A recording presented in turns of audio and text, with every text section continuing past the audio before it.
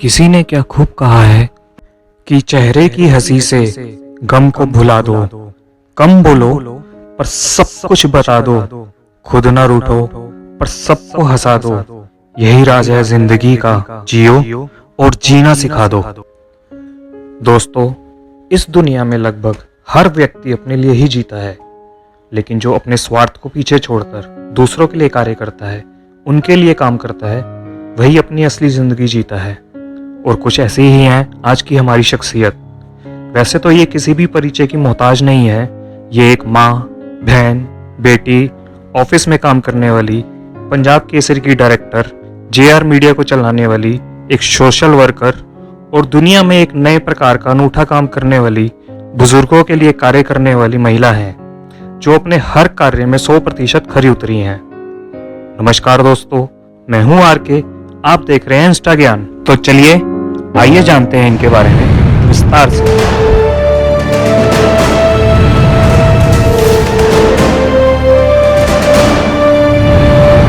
अगर आपने किसी को अपना रोल मॉडल बनाना है या इंस्पिरेशन लेनी है तो इनसे लीजिए।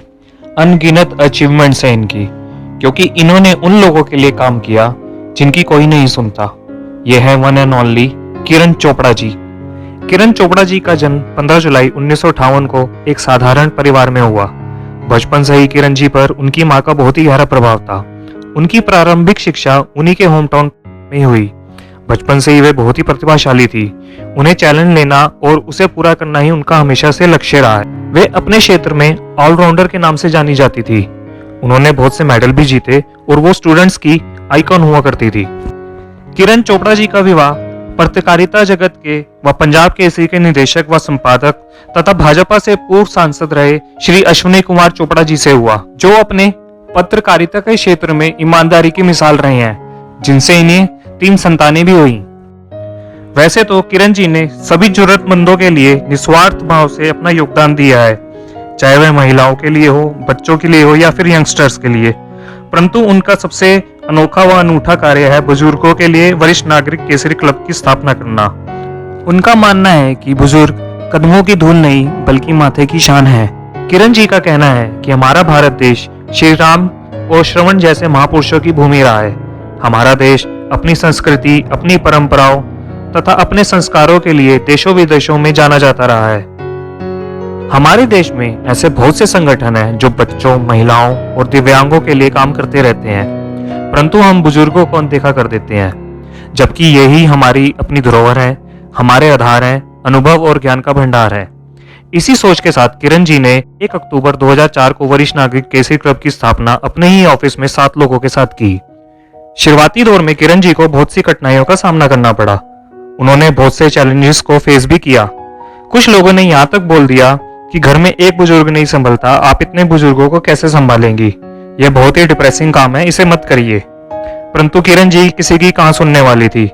उन्होंने इसे भी एक चैलेंज के रूप में लिया और इसे पूरा करने की ठान ली, जिसमें उनको उनके पति, उनकी सास और बच्चों का पूर्ण सहयोग मिला। और देखते ही देखते 7 लोगों से शुरू हुआ यह मंच आज 16 साल बाद लाखों लोगों से जुड़ा हुआ है। इसकी देश विदेश में अब कुल 23 शाखाएं हैं। आपने अक्सर बच्चों को ही गोद लेते सुना होगा, पर क्या आपने किसी बुजुर्ग को गोद लेते सुना है? यह काम भी किरण जी के प्रयासों से ही शुरू हुआ। उन्होंने विश्व में पहली बार बुजुर्गों की अडॉप्शन का कार्यक्रम चलाया, जो देखते ही देखते एक मिशन के रूप में बदल गया और इस मिशन में उनके साथ कई सेलिब्रिटीज भी जुड़ गईं। किसी भी बुजुर्ग को अडॉप्ट करने के लिए आपको सिर्फ उनकी दवाइयां और खाने का खर्चा ही सहन करना पड़ता है, जो मात्र 1000 से 2000 के बीच ही आता है। किरण जी इन बुजुर्गों को बुजुर्ग ना कहकर यंगस्टर बुलाती हैं तथा समय समय पर उनकी प्रतिभा को निखारने के लिए अनेक प्रकार के कार्यक्रम भी चलाती हैं, चाहे वो फैशन शो हो, हास्य कविता हो, संगीत कार्यक्रम हो या कोई भी, जो इन बुजुर्गों को अपनी प्रतिभा दिखाने का एक मौका दिलाती हैं। आज जब पूरा विश्व कोरोना वायरस की महामारी को झेल रहा है और धीरे धीरे डिप्रेशन का शिकार हो रहा है, तो किरण जी ने एक अनोखा ऑनलाइन कार्यक्रम लॉकडाउन के सितारे चलाकर इन बुजुर्गों में जीने की एक नई आशा फिर से जगा दी, जिसमें कई लोगों ने बढ़ चढ़कर घर बैठे बैठे ही हिस्सा लिया और अपने ऊपर हावी होते हुए इस डिप्रेशन को एक बार फिर से मात दी।